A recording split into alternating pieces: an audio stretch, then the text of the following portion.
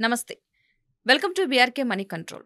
నేను పద్మ. ఈరోజు మనతో పాటు ఉన్నారు సీనియర్ ఫైనాన్షియల్ ప్రొఫెసర్ గిరిబాబు గారు. వారిని అడిగి అసలు స్టాక్ మార్కెట్లో ఇన్వెస్ట్ చేస్తే ఎంత లాభం ఉంటుంది, నిజంగా రిస్క్ ఉంటుందా, రిస్క్ ఉండదా, రిస్క్ ఉంటే ఎలాంటి రిస్క్ ఉంటుంది, 90% ప్రాఫిట్ అని చాలామంది అంటుంటారు కదా, అది సాధ్యమేనా, గోల్డ్ రేట్ ఎలా ఉండబోతుంది, ఇలాంటి అంశాలన్నీ కూడా తెలుసుకునే ప్రయత్నం చేద్దాం.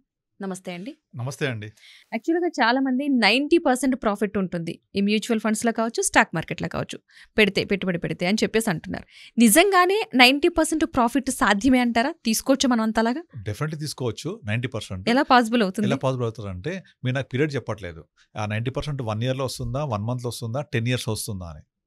ఓకే, ఒకటి గుర్తుపెట్టుకోండి. మ్యూచువల్ ఫండ్స్ 90% అని సోషల్ మీడియాలో రాస్తుంటారు చూసారా, అవన్నీ అక్కడ వాళ్ళు అది గత 10 సంవత్సరాలలో, గత 5 సంవత్సరాలలో, గత 3 సంవత్సరాలలో వచ్చాయి అని చెప్పే దాని గురించి విషయం. అది స్టాక్స్ అనుకోవచ్చు. ఇప్పుడు చాలా మంది ఒక స్టాక్ పెరగబోతుంది, ఈ స్టాక్ ఇలా అవ్వబోతే ఎవరు చెప్పరు. ఇన్వెస్టర్స్ కి పంట పండిన ఫలానా స్టాక్ ₹1,00,000 పెడితే ₹1,00,00,000 అయిపోయిందని, మధ్యలో ఏదో ఒక కంపెనీ, ఇన్వెస్ట్మెంట్ కంపెనీ ఒకటి ₹3 3,00,000 న్యూస్ వచ్చింది కదా. అట్లాంటి అన్ని కూడా లుక్రేటివ్ ఉండేవని పెడుతూ ఉంటారు. అది బట్ యాక్చువల్గా దాని వెనక ఉద్దేశం ఏంటి? స్టాక్ మార్కెట్లో ఉండే పొటెన్షియల్ చెప్పడం. 90% వచ్చే స్టాక్స్ ఉంటాయంటే డెఫినెట్లీ ఉండొచ్చు, కానీ ఆ 90% ఎంత పీరియడ్లో వస్తాయి? పోనీ ఇంకోటి, 90% వచ్చిన స్టాక్స్ ఏవైతే ఉంటాయో ఆ స్టాక్స్ వచ్చిన తర్వాత చెప్తారు, ఎవరు చెప్పరు. పోనీ అలా వస్తే నిజంగా ఆ రిటర్న్ నిలబడుతుందా? నిలబడదు కదా. ఇక్కడ మనం అర్థం చేసుకోవాల్సింది ఏంటంటే స్టాక్ మార్కెట్లో దానిపాటికి అది పడుతూ లేస్తూ రిటర్న్స్ ఇస్తూనే ఉంటుంది.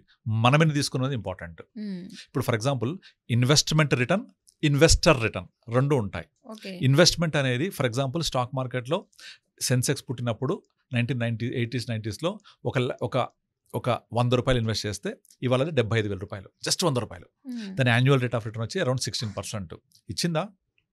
ఇచ్చింది కదా, కనపడుతుంది కదా. ఎంతమంది ఇన్వెస్ట్ చేసి తీసుకున్నారు? ఒక్కరు కూడా ఉండరు. ఫర్ ఎగ్జాంపుల్ 2008, 9, 10లో Bajaj Finserv, Bajaj finance, HDFC bank, తర్వాత కోటాక్ బ్యాంకు ఇవి ₹8, ₹10, ₹5 ఉండేవి. ఇవాళ అవి జైంట్స్ అయినాయి. Multifold returns, amazing returns. ఎంతమంది తీసుకున్నారు? ఒక్కరు కూడా ఉండరు. ఎందుకంటే వాళ్ళందరికీ గ్రీడ్ అండ్ ఫియర్ నడిపిస్తూ ఉంటుంది అనమాట. కొద్ది పెరగగానే గ్రీడ్ వచ్చేస్తుంది, కొద్ది పడగానే ఫియర్ వచ్చేస్తుంది. ఫర్ ఎగ్జాంపుల్ ఇన్ఫోసిస్ ఎగ్జాంపుల్ తీసుకోండి. 1993లో అసలు కంప్యూటర్ అంటే ఎవరు తెలియదు. అలాంటి టైంలో ఇన్ఫోసిస్ సాఫ్ట్వేర్ కంపెనీ పబ్లిక్ ఇష్యూకి వచ్చింది. పిలిచి మరి అంటగట్టారు, ఎవరు కొనలేదు కంపెనీ షేర్స్, ఐపీఓ షేర్స్. కానీ ఎవరైతే ధైర్యం చేసి ఒక 10,000 ఇన్వెస్ట్ చేసి వదిలేస్తే, can you guess today it's more than 6 crores, just 10,000. ఎంతమంది ఉన్నారు అందులో ఈ జర్నీలో? ఎవరు ఉండరు except promoter can believe the company. ఎవరు ఇన్వెస్టర్స్ ఎవరు ఉండరు. 10,000 పెట్టింది ₹1,00,000 అయితే 10 times వెళ్ళిపోతారు. మళ్ళీ ₹1,00,000 ఇన్వెస్ట్ చేస్తే అది 5 lakhs అయితే వెళ్ళిపోతారు. కానీ దీని విజన్ తోటి 10,000 ఇన్వెస్ట్ చేస్తే 5 కోట్ల వరకు వెళ్ళే అవకాశం ఉంటుందనుకోని కానీ, నేను ఉండాలని కానీ ఎవరికి విజన్ ఉండదు. అలా ఉంటే అన్నీ అవుతాయా? పడిపోయిన లేవంటారు. ఎస్, దట్ కూడా కరెక్టే. కనుక మనం సెలెక్ట్ చేసుకునే స్టాక్ బట్టి కొన్ని స్టాక్స్ తీసుకుంటే అన్నీ కావాలా మల్టీ బ్యాకర్స్, కొన్ని అవుతాయి, వాటిని హోల్డ్ చేయగలగాలి. కానీ మనోళ్ళు ఏం చేస్తారంటే ప్రతి ఒక్కరి దగ్గర ఒక 10-20 స్టాక్స్ ఉంటాయి. అందులో ఒక 10 స్టాక్స్ ఏమో మంచిగా గ్రీన్లో ఉంటాయి, ఒక 5 స్టాక్స్ డీప్ రెడ్లో ఉంటాయి, ఒక 4 సోగా ఉంటాయి. ఏం చేస్తారు? మంచి గ్రీన్లోనే ఏమో తీసేస్తారు, డీప్ రెడ్లో ఉన్నాయేమో ఉంచుకుంటారు. అంటే పెరిగే వాటినేమో పెరగనివ్వకుండా అమ్మేస్తారు, పెరగకుండా పడిపోయిన వాటిని పెంచి పోషిస్తూ ఉంటారు. మనం యాక్చువల్గా పంటలో కలుపు మొక్కలు తీయాలి, మంచి మొక్కలు ఎదుగుతాయి. అలా మంచి మొక్కలు ఎదగకుండా కలుపు మొక్కలు ఎగ్జాక్ట్లీ. ఇది కూడా బిహేవియరల్ ఫైనాన్స్ అంటారు దీన్ని. మీ యొక్క బిహేవియర్ ఎలా ఉంది దాన్ని బట్టే మీ రిటర్న్స్ వస్తాయి తప్ప స్టాక్ మార్కెట్ బట్టి మాత్రమే రాదు రిటర్న్స్. స్టాక్ మార్కెట్ దాని పాటికి రిటర్న్స్ ఇస్తూ ఉంటుంది. మీరు ఎన్ని తీసుకుంటారో మీరు ఇంపార్టెంట్. ఈ స్టాక్ మార్కెట్ అనేది ఒక సముద్రం లాంటిది. మీరు చెంబుతో వెళ్తే చెంబుతో తెచ్చుకోవచ్చు, బిందెతో పోతే బిందె తెచ్చుకోవచ్చు, లారీ వేసుకుంటే లారీ తెచ్చుకోవచ్చు డబ్బులు.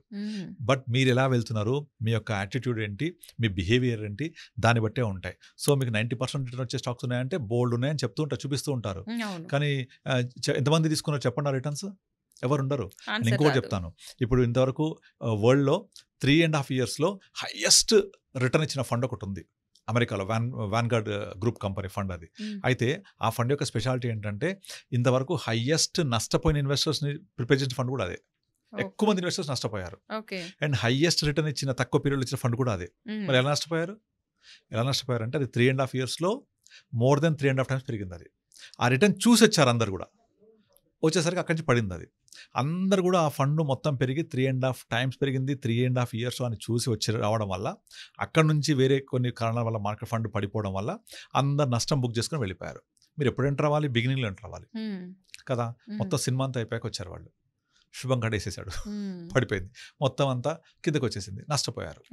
సో అలా అలా అలా 90% స్టాక్స్ రిటర్న్స్ ఇచ్చాయని, లేకపోతే 3 yearsలో డబల్ అయిందనో 2 yearsలో డబల్ అయిందనో ఇలా చేస్తూ ఇన్వెస్ట్ చేస్తారే ఇప్పుడు కోవిడ్ బ్యాచ్ ఇన్వెస్టర్స్ అంతా, వాళ్ళంతా నష్టపోయారు. ఇప్పుడు వాళ్ళు చాలామంది నాకు ఫోన్ చేస్తూ ఉంటారు అనమాట, మేము పలానా ఫండ్ పెట్టాము, పలానా ఇది పెట్టాము, ఎలా ఉంది, నష్టపోయినాము, ఇది చెప్తుంటారు. వీళ్ళంతా రిటర్న్ చూసి వచ్చారు.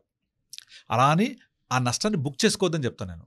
ఆ నష్టం నోషనల్ లాస్, అది టెంపరీగా ఉంది, టైమింగ్ ఉంది. Don't worry, stay invested. అర్థం చేసుకోండి మీ ఫండ్ ఏంటి. ఇప్పుడు పిఎస్యూ ఫండ్, డిఫెన్స్ ఫండ్స్ పెడితే మీరు అవి ఇబ్బంది, పెరగపోవచ్చు కూడా నెక్స్ట్ 1 decade వరకు కూడా, because it's sectoral thematic funds, infrastructure, manufacturing, ఇలాంటివి డేంజర్. మీరు డైవర్సిఫైడ్ మ్యూచువల్ ఫండ్ పెట్టుకోండి, diversified large cap, diversified mid cap, diversified small caps, ఇలాంటి పెట్టుకుంటే మీకు ఫర్ టైం బీయింగ్ పడ్డా కూడా డెఫినెట్లీ పెరుగుతాయి. సో కనుక 90% వచ్చిన స్టాక్ వచ్చిన రిటర్న్స్ ఇచ్చిన ఫండ్ ఉందా, 90% రిటర్న్స్ ఇచ్చిన స్టాక్స్ ఉన్నాయంటే ఎస్ ఉన్నాయి, కానీ చూసి దానికి రావద్దు.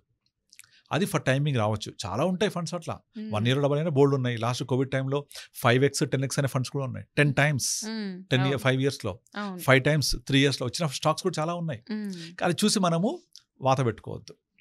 మళ్ళీ అలాగే పెరుగుదని గ్యారంటీ లేదు. ఆ టైంలో వస్తే పెరగకపోవచ్చు. అండ్ ఫర్ ఎగ్జాంపుల్ ఇప్పుడు కెమికల్ ఇండస్ట్రీ స్టాక్స్ ఉన్నాయి, అవి విపరీతంగా పెరిగాయి లాస్ట్ 4 yearsలో. మీరు లాస్ట్ 1 year చూడండి, ఒక్కొక్కటి 5 times 6 times కరెక్ట్ అయిపోయినాయి. 100 రూపాయలు 1000 రూపాయలు, 1000 రూపాయలు మళ్ళీ 100కి వచ్చింది. లిటరల్లీ ఇంకా 100 రూపాయలు వెయ్యండి, ఇంకా పైన కూడా పెరిగాయి. వాళ్ళు అక్కడి నుంచి ఎక్కడ మొదలయ్యాయి అక్కడికి వచ్చాయి. సో మీరు అక్కడ కనుక ఎంటర్ అవుతే కిందికి వస్తారు. కనుక అది చూసి వెళ్ళకూడదు. So always assign your goal to the investment, అంతే. మన పెద్దవాళ్ళు ఏం చెప్తూ ఉంటారు, మీ చిన్న పిల్లలు పుట్టగానే ఒక 50,000 లక్ష రూపాయలు డిపాజిట్ చేయండి, వీటితో పెరుగుద్ది అని చెప్తారు. అలా అసైన్ చేయాలి గోల్డ్. అసైన్ చేస్తే ఇలాంటి ప్రాబ్లం ఉండదు. సో 90% రిటర్న్ ఇచ్చిన స్టాక్స్ ఉన్నాయంటే డెఫినెట్లీ ఉంటాయి, ఇంకా ముందు కూడా ఉంటాయి. దాన్ని మీరు అర్థం చేసుకొని ట్రావెల్ చేయాలి వాటితోటి. సో వాటిలో రిటర్న్స్ తీసుకోవాలి అంటే మనం కూడా అది రిటర్న్ ఇచ్చిన తర్వాత కాదు, ఇవ్వబోయే ముందు వాటిని స్టడీ చేసి ఇన్వెస్ట్ చేసి కూర్చోవాలి. డెఫినెట్లీ కొన్ని పెరుగుతాయి, కొన్ని పెరగవు, బట్ ఓవరాల్ పోర్ట్ఫోలియో చూసుకోవాలి. డెఫినెట్లీ మనకు మంచి రిటర్న్స్ ఇస్తాయి. 90% ఎక్స్పెక్ట్ చేయొద్దు. 12 to 15% is a very good return. 12 to 15% is a fantastic return. Power of compounding is added advantage. Thank you so much అండి, మంచి వివరాలు. ఎందుకంటే యాక్చువల్గా చాలా మంది 90% అంటున్నారు, దానికి అట్రాక్ట్ అయ్యి ఇన్వెస్ట్ చేసే వాళ్ళు చాలా మంది ఉన్నారు. తీరా వాళ్ళు ఇన్వెస్ట్ చేసిన తర్వాత నష్టపోయిన పరిస్థితులు ఉన్నాయి. ఇన్ కేస్ వచ్చిన వాళ్ళు కూడా వేళ మీద రేర్గా ఉండొచ్చు, వాళ్ళు లక్కీ అనుకోవాలి, ఇంకా వాళ్ళ ఇష్టం. ఎందుకంటే ఒక ఫండ్ ఆల్రెడీ స్టాక్ అంత ఇచ్చిన తర్వాత మళ్ళీ పెరగడం కష్టమే, మళ్ళీ డౌన్ అయిపోతుంది. కనుక అది చూసి మనం ఎంటర్ అటెంప్ట్ అవ్వద్దు. స్టార్టింగ్ లో ఉంటే వాళ్ళు 90% తీసుకునేవాళ్ళు. ఎక్కువ మంది ఇప్పుడు క్రిప్టో కరెన్సీ ఎందుకు అలా పాపులర్ అయింది, రిటర్న్స్ చూసే. కానీ ఒకళ్ళు చూపించండి నాకు క్రిప్టో కరెన్సీ డబ్బులు తీసుకున్న వాళ్ళు ఎవరు ఉండరు. అందరు చూసి టెంప్ట్ అవుతూ ఉంటారు, ఇలా పెరిగింది అలా పెరిగింది, ₹1,00,000 అయింది, ఇంకోది. లిక్విడిటీ ఉండదు అందులో, ఎందుకు పెరుగుద్దో తెలియదు, ఎందుకు తగ్గుద్దో తెలియదు, అది దాని వెనక పరిగెడుతూ ఉంటారు. అలా చేయొద్దు ఎప్పుడు. కనుక 90% రిటర్న్స్ వచ్చాయంటే రావచ్చు, ఇంకా ముందు కూడా వస్తాయి. దాన్ని మనము వచ్చిన తర్వాత చూడొద్దు. మీ గోల్కి అసైన్ చేసుకొని ఇన్వెస్ట్ చేసుకుంటే డెఫినెట్లీ మంచి రిటర్న్స్ చేసుకోవచ్చు. ఎంత 12-15 వస్తే సూపర్ రిటర్న్స్, అంతే. మనం 90 రావాలని కోరుకోవద్దు. వచ్చినా ఉండదు, అది రాదు, అది first of all. Okay, right. Thank you అండి, థ్యాంక్ యూ సో మచ్, మంచి ఇన్ఫర్మేషన్. థ్యాంక్ యూ అండి.